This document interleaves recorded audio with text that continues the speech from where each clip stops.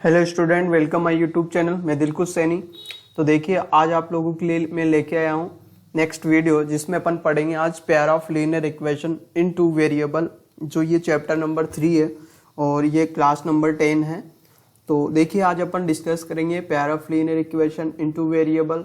तो इसमें अपन देखो क्या है कि क्या किस टाइप के होते हैं वो सारे अपन डिस्कस करेंगे। तो देखिए, तो आइए स्टार्ट करते हैं। अपन बात करने वाले हैं pair of linear equation in two variable. ठीक है, इसकी बात करते हैं। तो देखिए सिंपल, पहले मैं इसका थोड़ा बहुत बेसिक्स आपको बता देता हूँ कि बेसिक्स में क्या होता है, तो उसको अपन समझ लेते हैं। तो वो क्या होगा, फिर आपको पूरा इजीली समझ में आ जाएगा। मैं चाहता हूँ पूरा बेसिक्स आपको एक बार बता दूँ, फिर आपको बिल्कुल इजीली समझ में आए। तो देखो, अपन बात करते हैं pair of linear equation, pair of linear equation in two variable।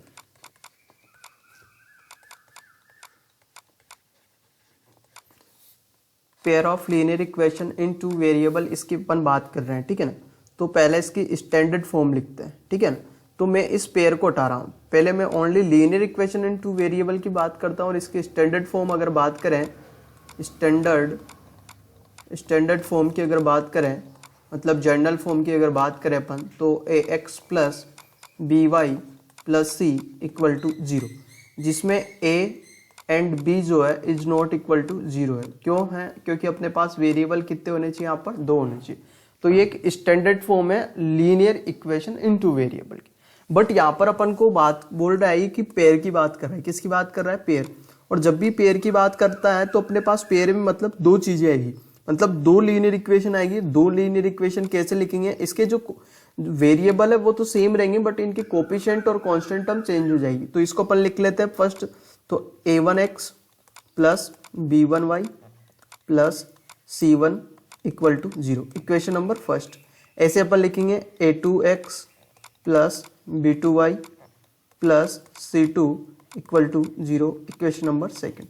तो अपन ने यहाँ पे pair of linear equation in two variable की स्टैंडर्ड फॉर्म लिखी है। अब इन स्टैंडर्ड फॉर्म से ही अपन सीखेंगे भाई, ये जो अपन ने लिखा नाम है, अपने पर चैप्टर का नाम है pair of linear equation in two variable. तो उसका जो अपन ने मीन्स वो लिखा कि ये होती है अपने पास पेयर ऑफ लीनियर इक्वेशन। ठीक है। अब इसमें क्या क्या रिलेशन होते हैं वो सारे अपन डिस्कस करते हैं वन बाई वन। तो देखो, यहाँ पर जो ये एक्स है ये वेरिएबल है, और इसके साथ जो ये मल्टीप्लाई में ये कोफिशिएंट है, वाई के साथ जो मल्टीप्लाई कोफिशिएंट है, मतलब इनकी जो कोफिशिएंट है उनमें उनके रेशियो का जो रिलेशन है वो अपन पढ़ेंगे। तो मैंने क्या बोला, जो इनके जो कोफिशिएंट है, उन कोफिशिएंट का अपन रेशियो लेते हैं। क्या लेते हैं? उनका रेशियो लेते हैं। और रेशियो में अगर रिलेशन देखते हैं अपन, अगर रेशियो में रिलेशन देखते हैं तो वो रिलेशन अपने पास 3 टाइप का होता है। कितने टाइप का होता है?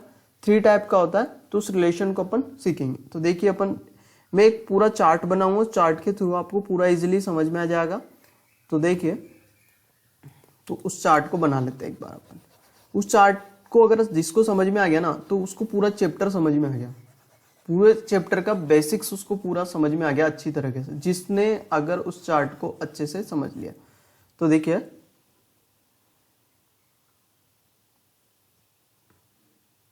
देखो अपन समझते हैं। देखो, पहले तो अपन यहां लिख लेते हैं दोनों स्टैंडर्ड फॉर्म, जो a1x plus b1y plus c1 equal to 0, और एक है a2x plus b2y plus c2 equal to 0, equation number 1 है। तो इनके जो कोफिशिएंट है उसमें 3 टाइप का अपने पास रिलेशन होता है। 3 टाइप का रिलेशन होता है, वन बाई वन पढ़ते हैं। फर्स्ट रिलेशन जो होता है, इसको डाल देते हैं एक बार, एक सेकेंड।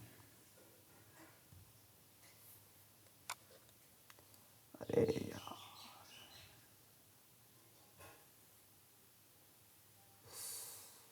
एक सेकेंड।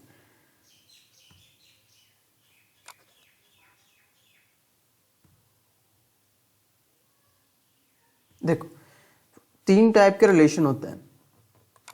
ये सेकंड रिलेशन होगा और ये अपने पास थर्ड रिलेशन होगा। देखो, फर्स्ट रिलेशन होता है, मैंने बोला इनके कोफिशिएंट के रेशियो, कोफिशिएंट का, तो x, यहाँ x का कोफिशिएंट ये है और x का कोफिशिएंट ये है। तो अपन फर्स्ट रिलेशन होता है a1 अपॉन A2, ये रेशियो हो गया A1 रेशियो A2। एक हो गया सेकंड का B1 रेशियो B2। अगर ये दोनों स्टार्टिंग के जो रेशियो है कोफिशिएंट के वो इक्वल नहीं होता है तो क्या होता है, अभी डिस्कस करेंगे। सेकंड रिलेशन होता है A1 अपॉन A2, मतलब A1 ratio A2, B1 ratio B2 और C1 रेशियो C2। दूसरा रिलेशन, अगर इन तीनों का रेशियो इक्वल आ जाता है तो क्या होता है उसका डिस्कस करेंगे अभी। अगर अपने पास A1 upon A2, B1 upon B2 और C1 अपॉन C2 आ रहा है, ये दोनों स्टार्टिंग इक्वल है बट ये थर्ड वाला नॉट इक्वल टू है, तो क्या होता है। तो देखो अगर अपने पास यहाँ पर जो है, अगर अपने पास यहाँ पर जो फर्स्ट में अगर स्टार्टिंग के दोनों का रेशियो जो नॉट इक्वल टू आ रहा है तो उस कंडीशन में जो यहाँ पर सॉल्यूशन होगा यूनिक सॉल्यूशन होगा। कैसा होगा, यूनिक सॉल्यूशन, मतलब वन सॉल्यूशन होगा। कैसा होगा अपने पास, वन सॉल्यूशन। अगर मान लीजिए यहाँ पर तीनों का रेशियो इक्वल आता है तो इनफाइनाइट मेनी सॉल्यूशन होता है, infinitely many solution, many solution मतलब बहुत सारे सॉल्यूशन। अगर ऐसा रिलेशन आता है तो इनफाइनाइटली मेनी सॉल्यूशन होता है। अगर ऐसा रिलेशन आता है तो उस कंडीशन में नो सॉल्यूशन होगा, नो सॉल्यूशन होगा। समझ में आई बात। अगर यहाँ पर इस टाइप का अगर रेशियो जो स्टार्टिंग के कोएफिशिएंट है दो, उनका अगर ratio is not equal to आता है तो यूनिक सॉल्यूशन होगा। अगर तीनों का रेशियो इक्वल आ रहा है तो इनफाइनाइटली सॉल्यूशन होगा। अगर दो का रेशियो इक्वल आ रहा है और थर्ड वाला नॉट इक्वल टू आ रहा है तो नो सॉल्यूशन होगा। क्लियर है, समझ में आई बात। देखिए अब इसमें और देखिए, अगर अपने पास सॉल्यूशन है, अगर अपने पास जो भी दो पेयर ऑफ लीनियर इक्वेशन अपन को दे रखी है, अगर इनका सॉल्यूशन है यूनिक है या इनफाइनाइट है, मतलब सॉल्यूशन एग्जिस्ट कर रहे हैं, तो फिर वो जो है वो अपने पास कंसिस्टेंट होगा, कंसिस्टेंट होगा। क्या होगा, कंसिस्टेंट होगा। अगर इसमें भी सॉल्यूशन हो रहा है तो ये भी अपने पास कंसिस्टेंट होगा। इसमें सॉल्यूशन एग्जिस्ट नहीं कर रहा है इसलिए इसको बोलेंगे नॉन कंसिस्टेंट, कंसिस्टेंट। समझ में आई बात। मैंने क्या बोला है, अगर सॉल्यूशन है तो कंसिस्टेंट होगा। अब इससे मतलब नहीं है अपन को भाई यूनिक है, इनफाइनाइट है, कितने भी हो सॉल्यूशन एग्जिस्ट करने चाहिए। अगर कर रहे हैं तो कंसिस्टेंट होगा, कंसिस्टेंट होगा। ये नॉट मतलब नॉन कंसिस्टेंट होगा। क्लियर है, बात समझ में आई। ठीक है, नेक्स्ट बात करते हैं। देखो ये तो बात हो गई सिंपल इनकी। अब देखो यहाँ पर क्या होता है कि अगर मान लीजिए अगर ऐसा रिलेशन आता है, ऐसा रिलेशन आता है तो अपन क्या है कि इनको अपन यहाँ पर टू टाइप अपने पास सॉल्विंग मेथड दो टाइप के होता है। कितने टाइप के होते हैं, दो टाइप, मतलब दो टाइप से अपन इस पेयर ऑफ लीनियर इक्वेशन को सोल्व कर सकते हैं, जिसके दो मेथड होते हैं। फर्स्ट मेथड होता है ग्राफ वाला, ग्राफिकल मेथड। फर्स्ट होता है ग्राफिकल मेथड और जो सेकंड होता है वो एल्जेब्रिक होता है। सेकंड जो होता है वो एल्जेब्रिक मेथड होता है, ये ग्राफिकल मेथड होता है। तो जब भी अपन किसी भी दो पेयर ऑफ दो लीनियर इक्वेशन को सोल्व करते हैं तो और ग्राफ बना के, तो अपने पास जो है ईच लीनियर इक्वेशन से एक लीनियर लाइन बनेगी उसमें, और इससे भी अपने पास एक लीनियर लाइन बनेगी। तो इन दोनों जो दो लीनियर लाइन बनेगी ग्राफ में, उन दोनों में तीन टाइप का रिलेशन होता है जैसे इनमें। तो अगर ऐसा अपन विदाउट ग्राफ के सोल्विंग के बताना चाहें कि उन दोनों लाइनों में कैसा रिलेशन होगा तो क्या होगा, तो यहां पर होगा वो दोनों लाइन ईच अदर को क्या करेगी, इंटरसेक्ट करेगी। अब यहां पर बात आती है कि ग्राफ से अगर अपन सोल्व कर रहे हैं तो तीन टाइप बनेंगे अपने पास, फर्स्ट, सेकंड और थर्ड, तीन टाइप बनेंगे। तो मतलब ग्राफ से सोल्व करने के बाद अपन को कब मालूम चलेगा सर कि इसका यूनिक सॉल्यूशन है, इनफाइनाइट मेनी सॉल्यूशन है या फिर नो सॉल्यूशन है। तो कहने का मतलब मैंने बताया ईच लीनियर इक्वेशन से एक लीनियर लाइन बनेगी। तो यहाँ पर दो इक्वेशन है अपने पास, तो दो लाइनें बनेगी। तो दोनों लाइन जितनी टाइम इंटरसेक्ट करेगी उतना ही सॉल्यूशन होगा। क्या बोला मैंने, दो लाइन जितनी टाइम इंटरसेक्ट करेगी उतने ही सॉल्यूशन होगा। क्लियर।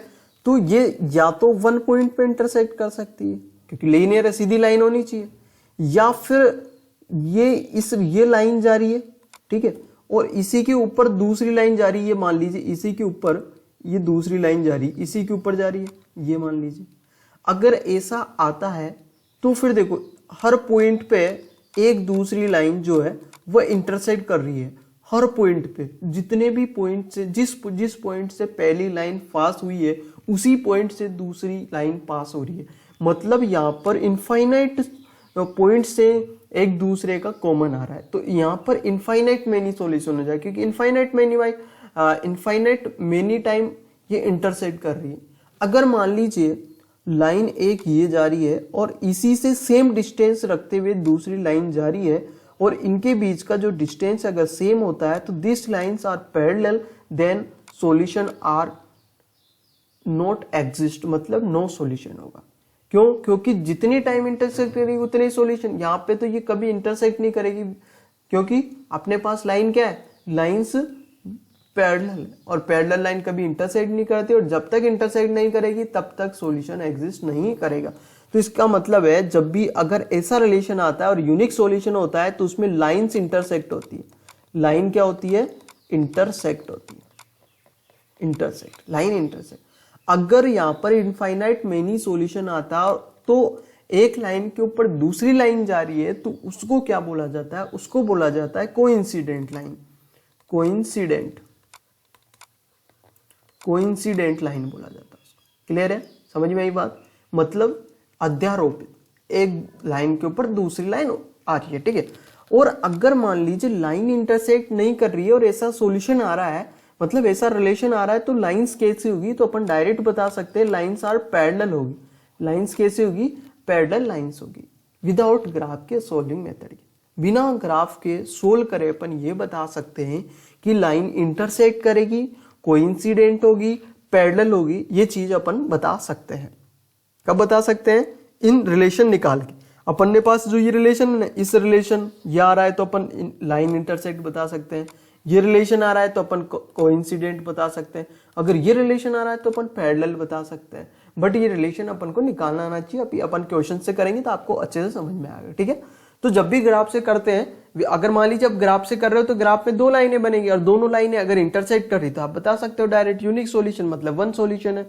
अगर एक लाइन के ऊपर दूसरी लाइन जा रही, कोइंसिडेंट लाइन, मतलब इनफाइनाइट मेनी सॉल्यूशन है।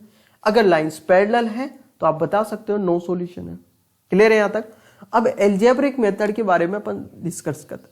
एल्जेब्रिक मेथड यहाँ पर 3 टाइप्स का होता है। कितने टाइप्स का होता है? 3 टाइप्स का होता है। फर्स्ट होता है सब्स्टिट्यूशन मेथड, अपन इसको नेक्स्ट में डिस्कस करेंगे अच्छे से। सब्स्टिट्यूशन मेथड होता है। दूसरा होता है एलिमिनेशन मेथड, और तीसरा होता है क्रॉस मल्टीप्लीकेशन मेथड। ये वाला होता है क्रॉस मल्टीप्लीकेशन मेथड। तो यहाँ पर 3 मेथड है अपने पास। सब्स्टिट्यूशन मेथड हो गया, एलिमिनेशन मेथड हो गया, क्रॉस मल्टीप्लीकेशन मेथड हो गया। तो पहले जो एल्जेब्रिक मेथड है इसको अपन नेक्स्ट क्लास में डिस्कस करेंगे। इसमें अपन ग्राफ के बारे में डिस्कस करेंगे और अपन यहाँ पर इनका जो रिलेशन दे रखा है रेशियो का, कोफिशिएंट है, तो उसका डिस्कस अपन करेंगे। तो ये एक क्वेश्चन लेते हैं, उसके बाद में अपन देखो। तो पहले तो अपन यहाँ पर जो 3.1 है उसमें अपने को यहाँ पे प्रॉब्लम सॉल्विंग क्वेश्चन दे रखे हैं, तो उनको अपन कर लेते हैं सोल्व, ठीक है। तो मैं चाहूंगा इसको पहले अपन क्वेश्चन नंबर 2 से स्टार्ट करें फिर इनको लें, क्योंकि यहाँ पे फाइंड दियर ग्राफिकल भी ग्राफिकल सॉल्यूशन अपन को फाइंड करना है। तो वो भी क्या मैं थोड़ा अलग से बताऊंगा। पहले आप लोगों को मैं रिलेशन वाला क्वेश्चन लेके बताता हूँ, तो उसको पहले करेंगे तो अच्छे समझ में आए। देखो जैसे ये क्वेश्चन, इसको करने की कोशिश करते हैं। पहले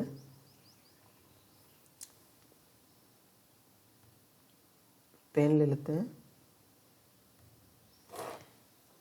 देखो ये दे रखा है अपने पास, comparing the ratio A1/A2, B1/B2, C1/C2, find out whether the line representing the following pair of linear equation intersect at a point are parallel और coincident। ये दे रखा है, मतलब अपन को ये बताना है कि इनके रेशियो का कंपेयर करना है। कंपेयर करके लाइंस इंटरसेक्ट कर रही है या पैरेलल है या कोइंसिडेंट है, ये चीज अपन को बतानी है विदाउट सॉल्यूशन के। अपन को ओनली क्या करना है, इनके रेशियो निकालना है और उनका क्या करना है, कंपेयर करना है। क्लियर है? तो कंपेयर कब कर सकते हो आप लोग? आप लोगों को ये चीज मालूम होनी चाहिए। कंपेयर कब कर सकते हो आपको, ये चीज मालूम होनी चाहिए। तो बताइए कंपेयर कब कर सकते हो आप? कंपेयर कर सकते हो जब आप लोगों को यहाँ पर स्टैंडर्ड फॉर्म मालूम हो। मतलब इस इक्वेशन को अपन क्या लिख सकते हैं, A1x प्लस इसको B1y plus C1 equal to 0 है। इस इक्वेशन को अपन बोल सकते हैं A2x plus B2y plus C2 equal to 0। मतलब ये इक्वेशन नंबर 1 है और ये अपने पास इक्वेशन नंबर 2 है। अब इसको इससे कंपेयर करो इस स्टैंडर्ड फॉर्म से, तो आपको पता चल रहा है कि जो A1 है वो x के साथ आता है, तो यहाँ पर x के साथ इसमें कौन आ रहा है, 5 आ रहा है। आई समझ में। ऐसे अगर B1 की वैल्यू निकाले तो यहाँ पर y के साथ जो आ रहा है फर्स्ट इक्वेशन में वो B1 की वैल्यू होगी, कौन आ रहा है, माइनस का 4 आ रहा है, विद साइन लिखना है। क्लियर है। ऐसे अगर अपन C1 की बात करें तो C1 कॉन्स्टेंट टर्म है, तो इसमें कॉन्स्टेंट टर्म 8 आ रहा है प्लस का। ऐसे अपन देखिए, ऐसे अपन A2 निकालते हैं। अब A2 की बात करेंगे तो A2 किस में आएगा, A2 अपने पास सेकंड इक्वेशन में आएगा। देखो A2 x के साथ आ रहा है, वो A2 होगा। ऐसे B2 की बात कर सकते हैं अपन, B2 कौन है, 6 है, तो ये 6 आ जाएगा। ऐसे C2 की बात करेंगे, C2 क्या है अपने पास, माइनस का 9 है।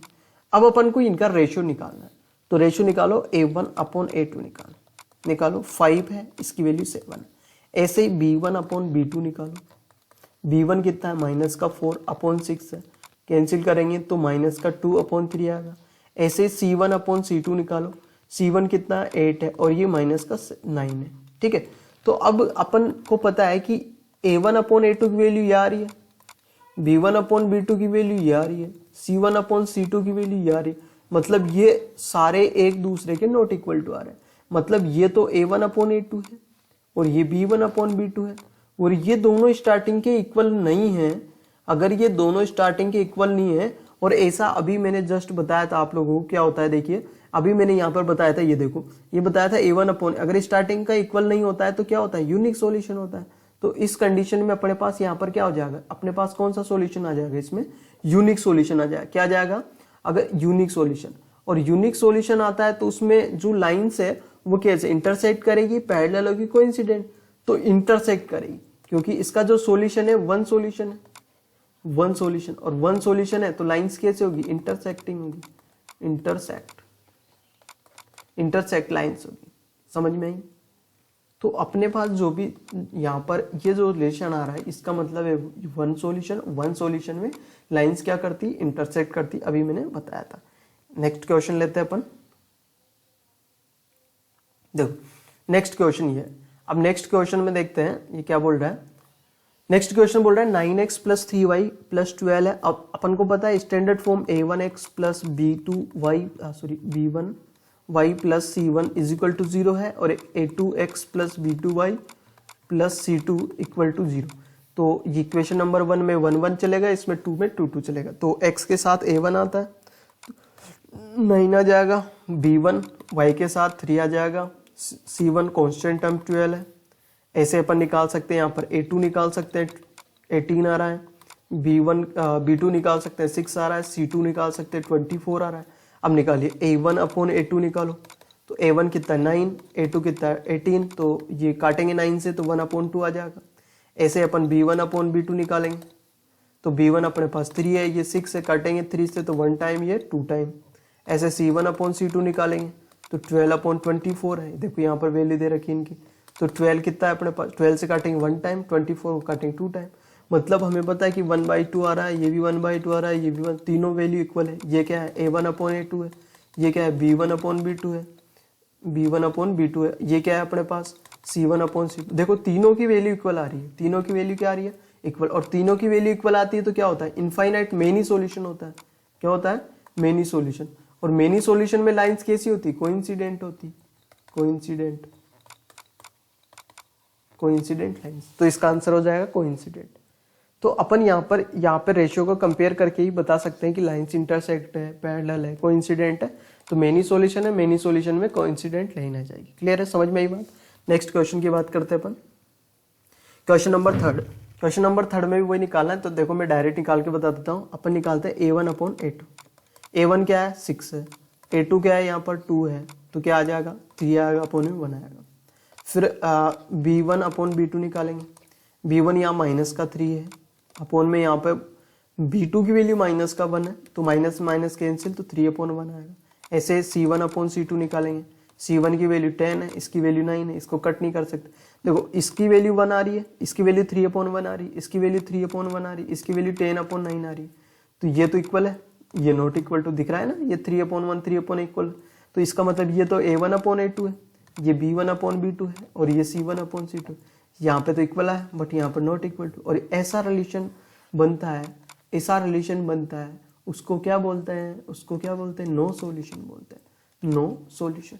और नो सॉल्यूशन होता है तो इसका मतलब सॉल्यूशन एग्जिस्ट नहीं कर रही, तो लाइंस कैसे होगी, पैरेलल होगी। लाइन क्या होगी, पैरेलल लाइंस होगी। समझ में आई बात समझ में आई, ठीक है। तो अगर नो सॉल्यूशन आ रहे तो लाइंस पैरेलल होगी। नो सॉल्यूशन कब आएंगे, जब स्टार्टिंग के दो रेशियो इक्वल आता है और थर्ड का इक्वल नहीं होता है। क्लियर है। तो नेक्स्ट क्वेश्चन की बात करते हैं। नेक्स्ट क्वेश्चन क्या बोल रहे हैं, देखिए। देखो अब क्वेश्चन नंबर 3 की बात कर रहे हैं। अभी अपन लाइंस के बारे में बता दो भाई, लाइंस इंटरसेक्टिंग है, पैरेलल है, कोइंसिडेंट है। अब देखो, अब जस्ट उल्टा, अब क्या बोल रहा है, on comparing the ratio A1/A2, B1/B2, C1/C2, find out whether the following pair of linear equation are consistent, inconsistent। मैंने अभी आपको जब समझाया था तो बताया था, अगर सॉल्यूशन एग्जिस्ट कर रहे हैं तो कंसिस्टेंट होगा। क्या होगा, कंसिस्टेंट। और सॉल्यूशन डज नॉट एग्जिस्ट है तो इनकंसिस्टेंट होगा। और कंसिस्टेंट और सॉल्यूशन किस किस में एग्जिस्ट करता है, A1/A2 is not equal to B1/B2, इसमें यूनिक सॉल्यूशन होता है, मतलब कंसिस्टेंट होगा। A1/A2 equal to B1/B2 equal to C1/C2, इसमें मेनी सॉल्यूशन होता है, मतलब सॉल्यूशन एग्जिस्ट कर रहा है, इसका मतलब क्या होगा, कंसिस्टेंट होगा। और इनकंसिस्टेंट किस में होता है, जिसमें सॉल्यूशन एग्जिस्ट नहीं कर रहे, मतलब A1/A2 equal to B1/B2 is not equal to C1/C2, ऐसा आ जाता है तो इनकंसिस्टेंट। तो अगर कंपेयर करने पर ऐसा रिलेशन आया और ऐसा रिलेशन आया तो कंसिस्टेंट होगा, और ऐसा आ रहा है तो इनकंसिस्टेंट होगा। तो देखिए आइए क्वेश्चन को करके देखते हैं क्या है क्या नहीं है। वीडियो को लाइक जरूर करें,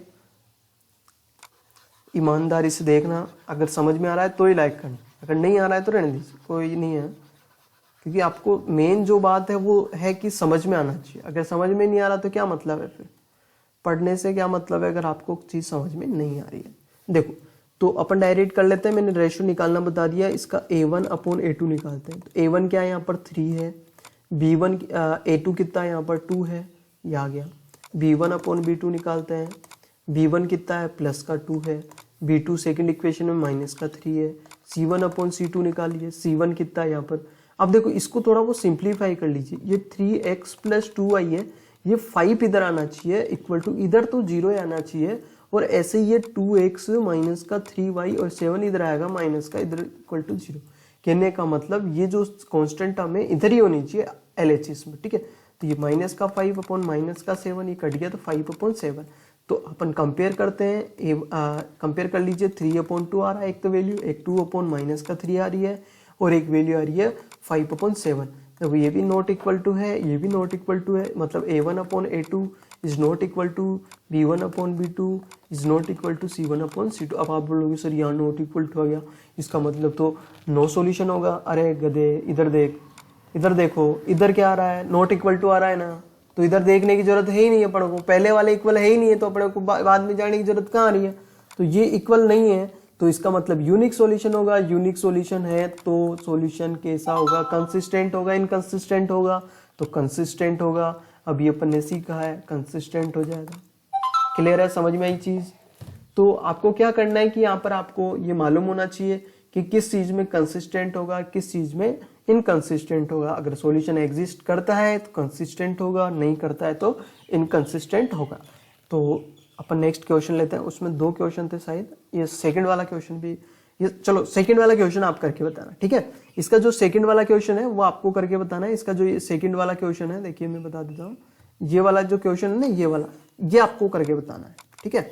और कमेंट में जरूर बताइए, कमेंट करके बताइए कि आपको आया कि नहीं आया और क्या सोल्यूशन आया, कंसिस्टेंट, इनकंसिस्टेंट, ठीक है। तो नेक्स्ट क्वेश्चन देखिए इसी का। देखो अब यहाँ पर फ्रैक्शन वाला आ रहा है, तो फ्रैक्शन वाला मैं करके बता देता हूँ आपको। यहाँ पर देखो, यहाँ पर A1 की वैल्यू 3/2 है, देखो A1 की 3/2 है, B1 की वैल्यू यहाँ पर है 5/3। देखो C1 जो 7 उधर जाएगा तो माइनस का हो जाएगा, तो -7 है, ठीक है। ऐसे अगर अपन सेकंड में देखो तो A2 की वैल्यू 9 है, B2 की वैल्यू यहाँ पर -10 है, और C2 की वैल्यू -14 है, क्योंकि 14 उधर जाएगा माइनस का जाएगा। अब अपन निकालते हैं A1/A2।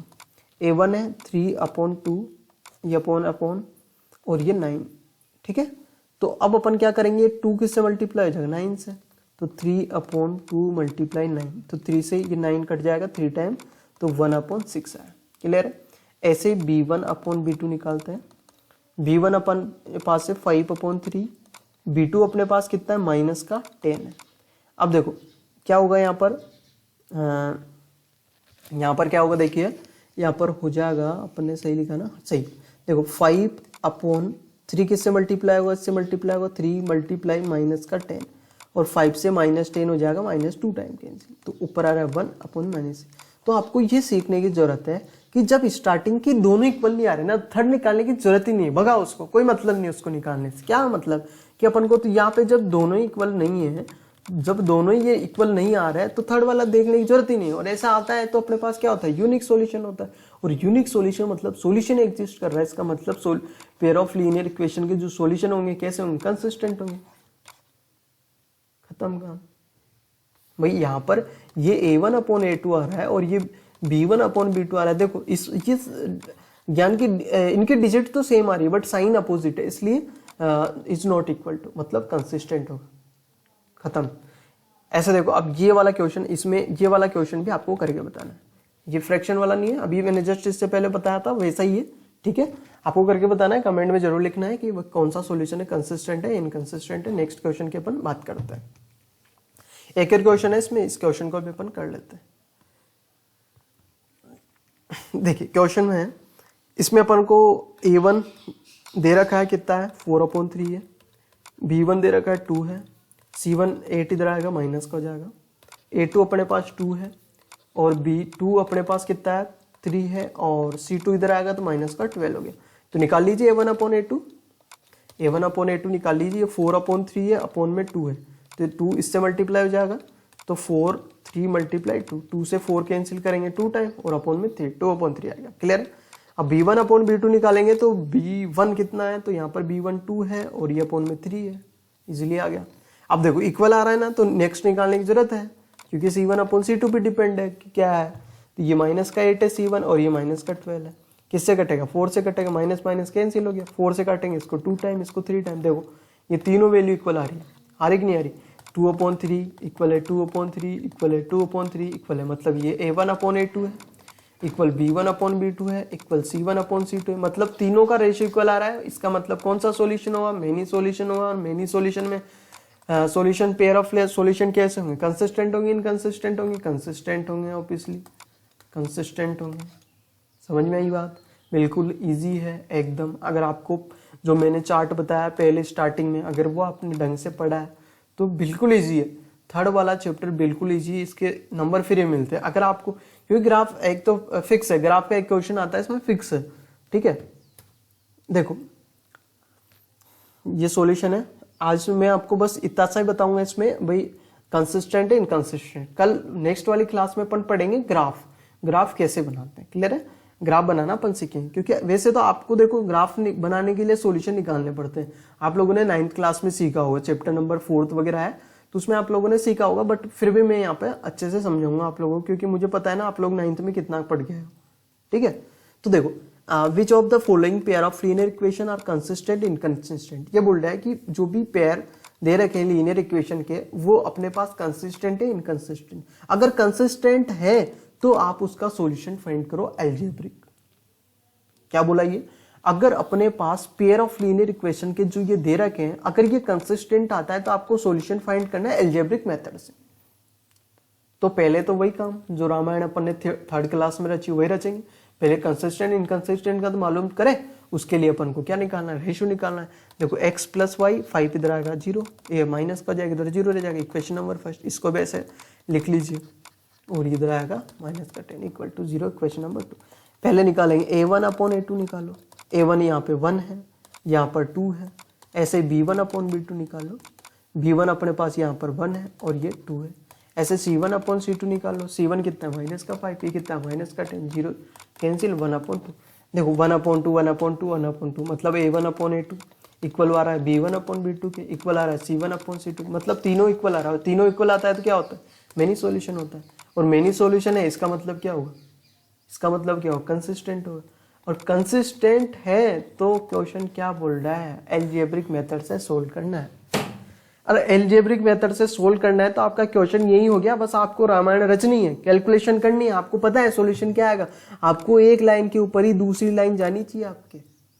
यहां से ये बोल रहा है मेनी सॉल्यूशन में कोई इंसिडेंट लाइन होती है, तो अगर ऐसा नहीं आ रहा तो आपने जो ग्राफ से सॉल्यूशन करा है वो गलत है, तो आप लोग यहाँ चेक भी कर सकते हो। समझ में आई बात? तो आज के लिए इतना ही काफी है। मैंने ओनली आज आप लोगों को बताया है कि कंसिस्टेंट क्या होता है, इनकंसिस्टेंट क्या होता है, फिर इसके बाद में ग्राफ से अगर सोल्व करें तो लाइन अपने पास इंटरसेक्ट करेगी या पैरेलल रहेगी या कोइंसिडेंट रहेगी, इसके बारे में अपन ने डिस्कस करा है। क्लियर है?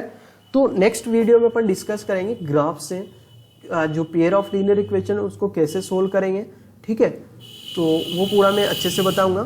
तो मैं आप लोगों से रिक्वेस्ट करना चाहूँगा कि आपको जो मैंने आज पढ़ा है ना उसको अच्छे से आप सीख लीजिए, क्योंकि कल कहीं ना कहीं इसका भी यूज वहाँ पे होगा। तो थैंक यू, धन्यवाद। और वीडियो अच्छा लगा है तो लाइक ज़रूर करिए। थैंक यू, धन्यवाद।